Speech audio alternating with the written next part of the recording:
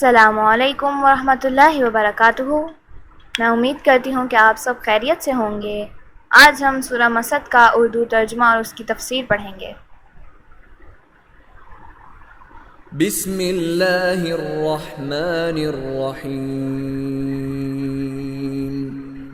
تبت یدا ابی لہب وتب ما اغنى عنه ماله وما كسب سيصلى نارا ذات لهب وامرأته حمالة الحطب في جيدها حبل من مسد۔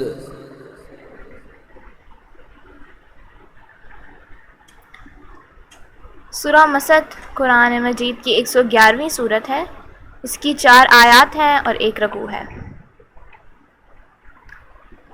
سورہ مسد کا شان نزول یہ ہے کہ جب آپ صلی اللہ علیہ وآلہ وسلم پر وحی نازل ہونا شروع ہوئی تو پہلے 3 سال آپ صلی اللہ علیہ وسلم نے دعوت حق کو خفیہ رکھا، پھر اللہ کا حکم ہونے پر آپ صلی اللہ علیہ وسلم نے اعلانیہ لوگوں کو دعوت دی۔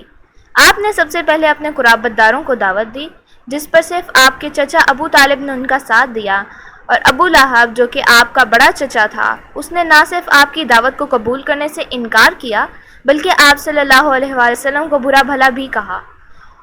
اس پر اللہ تعالیٰ نے آپ صلی اللہ علیہ وآلہ وسلم کو تسلی دینے کے لیے یہ سورہ نازل کی کہ آپ کا دشمن ہی غرق ہوگا۔ اعوذ باللہ من الشیطان الرجیم۔ میں پناہ مانگتی ہوں اللہ تعالیٰ کی شیطان مردود سے۔ بسم اللہ الرحمن الرحیم۔ شروع اللہ کا نام لے کر جو بڑا مہربان نہایت رحم والا ہے۔ تبت یدا ابی لہب وتب۔ ابو لہب کے ہاتھ ٹوٹ گئے اور وہ خود ہلاک ہو گیا۔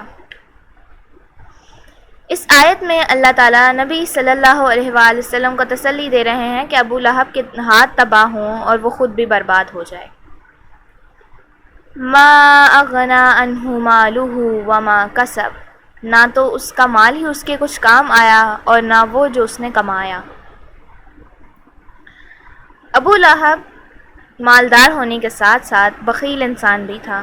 نہ صرف یہ کہ بلکہ وہ بزدل بھی تھا اور جنگ بدر میں شریک نہ ہوا، لیکن شکست کی خبر سن کر وہ بیمار پڑ گیا اور اس کی بیماری 7ویں دن چیچک کی شکل اختیار کر گئی اور اس سے وہ مر گیا۔ 3 دن تک اس کی لاش بے گور و کفن سڑتی رہی۔ بعد میں ایک غلام نے اس کی لاش کو گڑھا کھود کر اس میں پھینک دیا۔ اس طرح نہ اس کے مال نے اس کو کوئی فائدہ دیا اور نہ ہی اس کی اولاد نے۔ سَيَصْلَىٰ نَارًا ذَاتَ لَهَبٍ۔ وہ ضرور بھڑکتی ہوئی آگ میں داخل ہوگا۔ ابو لہب کے گناہوں کی وجہ سے اس کو جہنم میں پھینکا جائے گا، کیونکہ اس نے اللہ کی آیات کا انکار کیا اور اس نے نبی صلی اللہ علیہ وآلہ وسلم کو بہت پریشان کیا۔ وَامْرَأَتُهُ حَمَّالَةَ الْحَطَبِ۔ اور اس کی بیوی جو ایندھن سر پر اٹھائے پھرتی ہے۔ ابو لہب کی بیوی کا نام عروہ تھا۔ وہ بھی آپ صلی اللہ علیہ وسلم کی بڑی دشمن تھی۔